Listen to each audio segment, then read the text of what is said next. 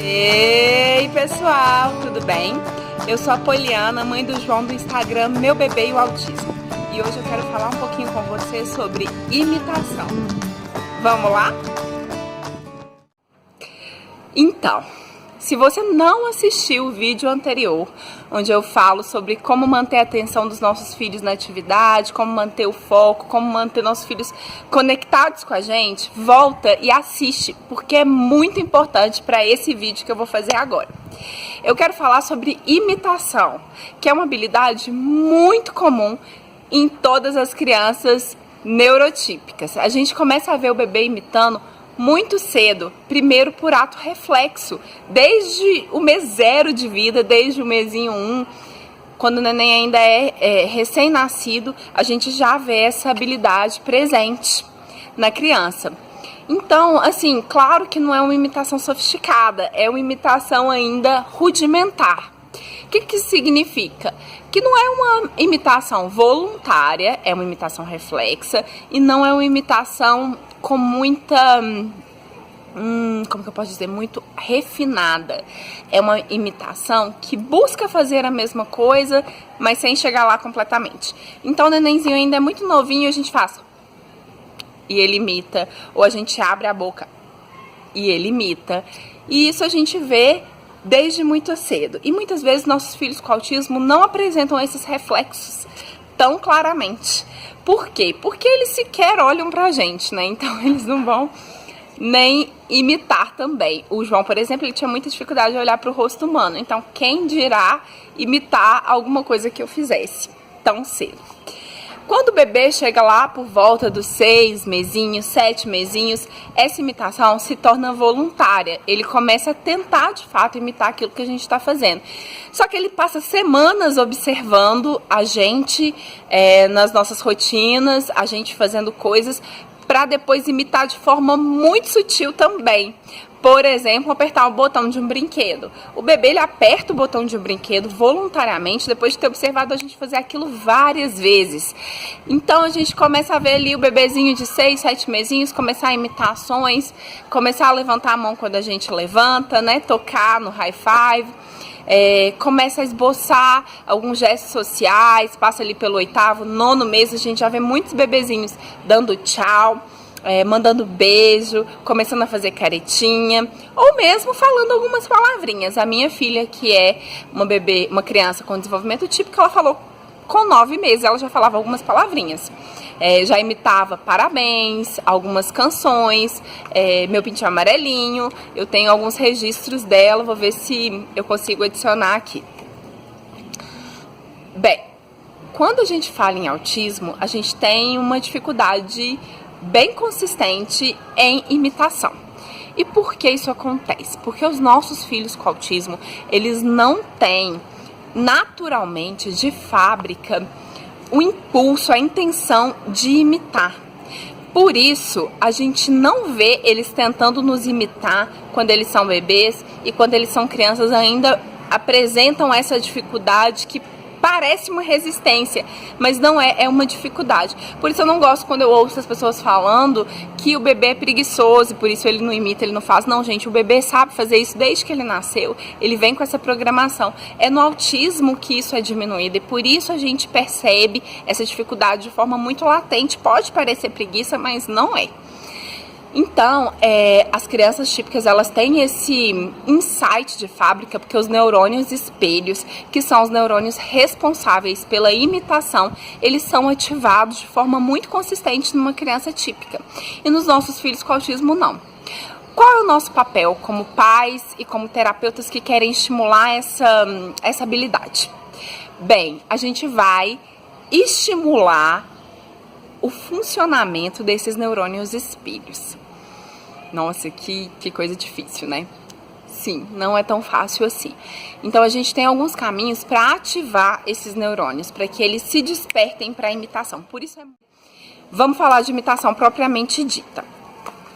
Como a gente pode estimular que nossos filhos ativem esses neurônios espelhos e comecem a nos imitar? A gente pode começar imitando os nossos filhos e não esperando que eles nos imitem de cara. Por quê? Porque quando a gente imita eles, a gente traz o foco da atenção pra gente. Então, muitas vezes, o nosso filho tá fazendo uma coisa lá, quietinho no canto dele, a gente vai lá e imita ele. Na mesma hora ele vai olhar pra gente, porque ele tem a capacidade intelectual de perceber o que tá acontecendo. Às vezes ele não tem tanta reciprocidade, tanta troca social, mas o intelectual tá lá. E ainda que ele tenha alguma deficiência intelectual, ele vai aprender por repetição. Ele pode ter alguma dificuldade intelectual, mas ele vai aprender por repetição. Então, quando a gente imita aquela criança, a gente traz a luz pra gente, o foco da atenção dela pra gente. Aí ela já, a minha mãe tá fazendo a mesma coisa que eu. Não sabe o quê? Pegar o pinheiro. Porque tem muito pouco espaço. Na hora que eu vou virar no balde... Mas não pode ser no balde, tem que ser num negócio menor. Então pega a conta. O que você quer, João? Tá. Você tá achando ruim que você não tá conseguindo girar? Quer que a mamãe gira? Eu sei, Ajuda, mamãe. eu sei disso. Pega a conta. Eu já tô esmagando o pinheiro. Esmaga o pinheiro, então. E aí, se eu vir Oi. mais... Ajuda, mamãe. Ajuda. Ajuda. Vou girar pra você, ó.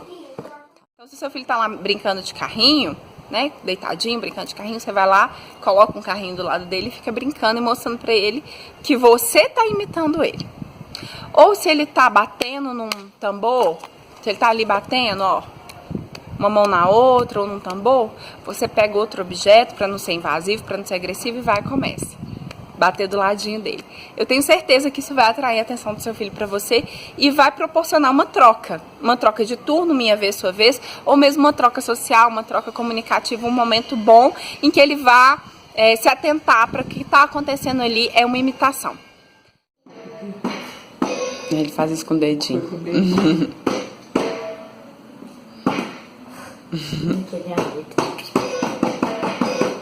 E comecei com a mão, você virou.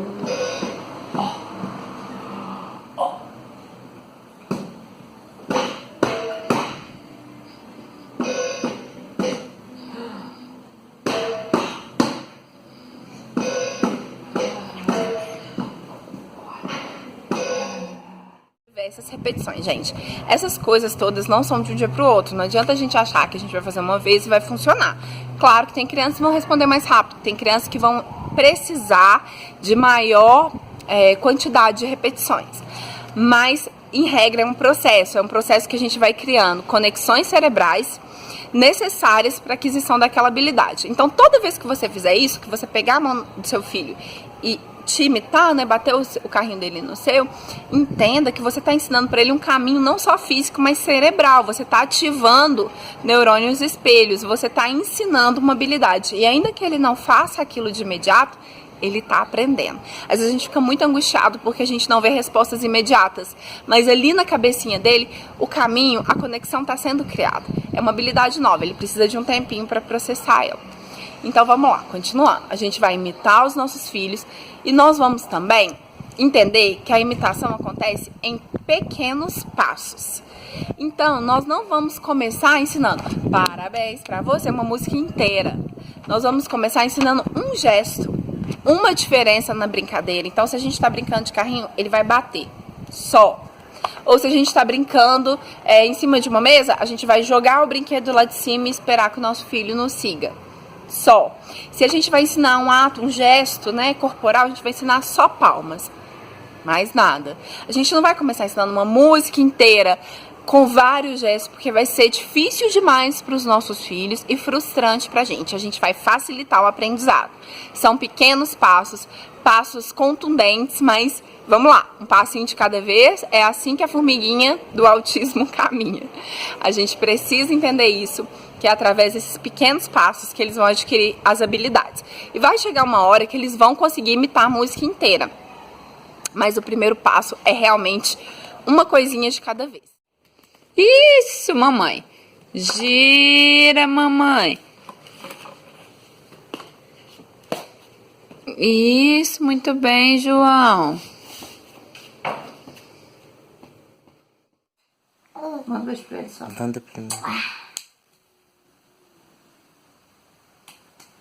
Quer cantar parabéns? Parabéns pra você. Felicidade querida. Muita felicidade. Muitos anos de vida. Parabéns pra você. Tá? Então são pequenos passos de imitação, um gesto social, o tchau ou palmas. Vamos facilitar isso para eles, né? E aí, outra coisa importante que a gente tem que ter em mente é que essa imitação tem que ser prazerosa para eles. Por isso é importante que a gente motive os nossos filhos adequadamente. Ou seja, vamos dar a motivação necessária para que eles se interessem em nos imitar. Não adianta a gente chegar e fazer uma coisa e esperar que eles imitem boa. Então nós vamos reforçar quando eles acertarem, né? Então a gente vai bater palma. Ó, eu bato palma, eu espero que o João bata. Se ele bater, parabéns, João, muito bem, isso aí. Ou dou um brinquedinho que ele gosta, eu vou dar algum reforço, seja ele social, seja ele extrínseco, mas ele precisa ter o comportamento dele reforçado para ele entender que aquele comportamento é bom.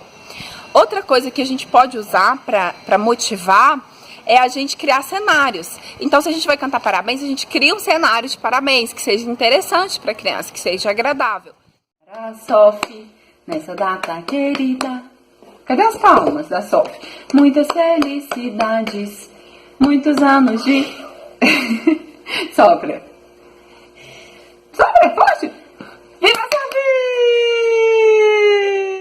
Uma coisa que a gente também pode usar são recursos sensoriais. Eu usei isso muito com o João para gestos como palm e high five, que ele tinha dificuldade de fazer e ele não gostava muito de imitar. Então eu colocava espuma. Quer bater na minha mão? High five, toca aqui. E colocava espuma na minha mão. Ele vinha e tocava e se divertia ao mesmo tempo que ele me imitava. Então eu batia na mãozinha dele, punha espuma na minha mão. Vem, João, bate high five. Então eu ensinava, eu motivava através de elementos sensoriais que ele gostava. E funcionou muito bem. Foi assim. Palma! Ah! Meu Deus, ai que doido. Na mão da Sophie. Outra coisa importante é a gente observar o nível de suporte que a gente vai dar para garantir o aprendizado dessa habilidade. O que isso significa? Significa que muitas vezes a gente vai precisar ajudar os nossos filhos a nos imitarem. Então a gente foi lá, a gente imitou eles, a gente deu motivação, a gente está ensinando uma imitação pequenininha por vez, mas talvez a gente também precisa dar suporte. Esses níveis de suporte variam. Pode ser um suporte parcial, pode ser um suporte total, físico total, a gente pegar na mãozinha deles e mostrar como a imitação é. Pode ser um suporte verbal, a gente pode falar com eles, olha, é assim, faz isso, faz aquilo. Pode ser um suporte visual, mostrar uma figura de uma criança ou um videozinho de uma criança tendo a mesma ação. E isso eu usei muito com o João, eu acho muito legal a gente usar esse tipo de suporte. E pode não ter suporte, depende das necessidades dos nossos filhos. Então, o Denver ele começa sempre do menor suporte, mas muitas vezes eu dei suporte físico total para começar com o João, porque eu via que ele não conhecia o caminho corporal para realizar aquela imitação. Por exemplo, palmas. O João demorou bastante para bater palma, considerando que eu batia palma com ele 600 vezes por dia, né? Quando eu estava ensinando. Ele demorou bastante para aprender e eu usei tanto o recurso sensorial quanto a espuma como suporte físico. Só que a gente tem que ter cuidado que às vezes o suporte físico é aversivo. O João, por exemplo, não gosta, ele tem muita dificuldade da gente segurar a mão dele para fazer alguma coisa. Então, era um pouco aversivo para ele, eu tinha que tomar esse cuidado. Então, quando é esporte físico total, você vai ensinar a bater palma, você segura a mãozinha da criança e bate palma e reforça na hora que ela bater.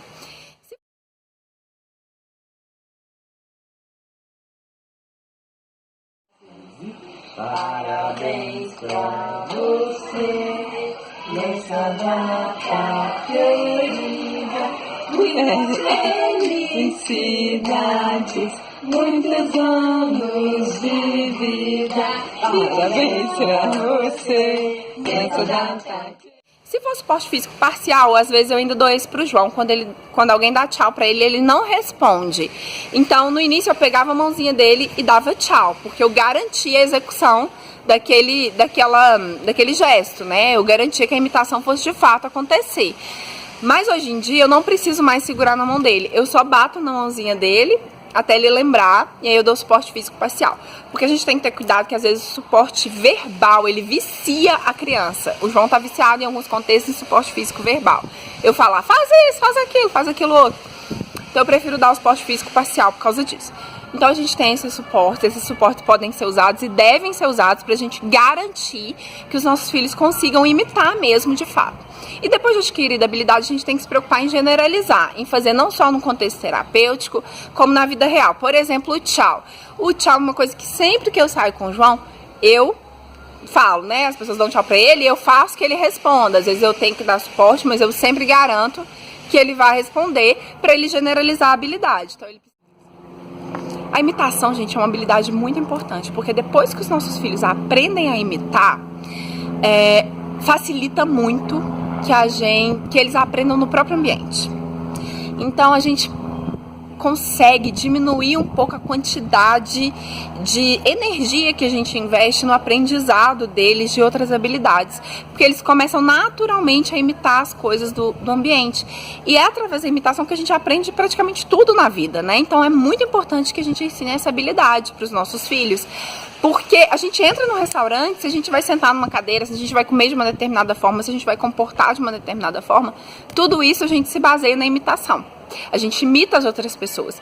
E quando eles adquirem a capacidade de imitar generalizada, eles também começam a aprender sozinhos do ambiente. E é um momento muito importante na terapia, né? Do ponto de vista terapêutico, é uma ruptura. A gente já não precisa mais ensinar tudo passinho por passinho. Eles já conseguem aprender do ambiente, isso é muito legal. Eu queria ainda falar com você sobre imitação orofacial. É uma imitação difícil de ensinar. Geralmente a gente, antes de chegar na imitação orofacial, que é beijinho, caretinha, essas coisas, a gente passa por imitações físicas mais fáceis, como bater o pé, bater a mão, levantar a mão, dar tchau, bater palmas. Então a gente, antes de chegar na orofacial, inclusive nos sons, a gente precisa passar por essas outras imitações. Não necessariamente precisa, mas é mais fácil, é um caminho mais fácil, para que a criança tenha já a facilidade de imitar gestos orofaciais. E são gestos que a gente não consegue dar suporte, como soprar, mandar beijo, né? O beijo ainda, eu daria suporte tranquilamente do beijo. Não sei, os terapeutas dizem que não tem jeito, mas eu daria esse suporte. Mas enfim, então a gente precisa trabalhar antes as partes mais fáceis para depois chegar na orofacial, que é a mais refinada e é a que antecede a fala. Gente, sobre imitação, é isso que eu tinha para falar. Eu espero que vocês tenham gostado. Eu espero que o nosso cenário ao ar livre tenha sido mais agradável. E é isso. E obrigada se vocês estão gostando do trabalho. Não deixem de curtir, compartilhar, dividir com alguém, porque eu preciso saber que vale a pena, ok? Até mais. Beijinho!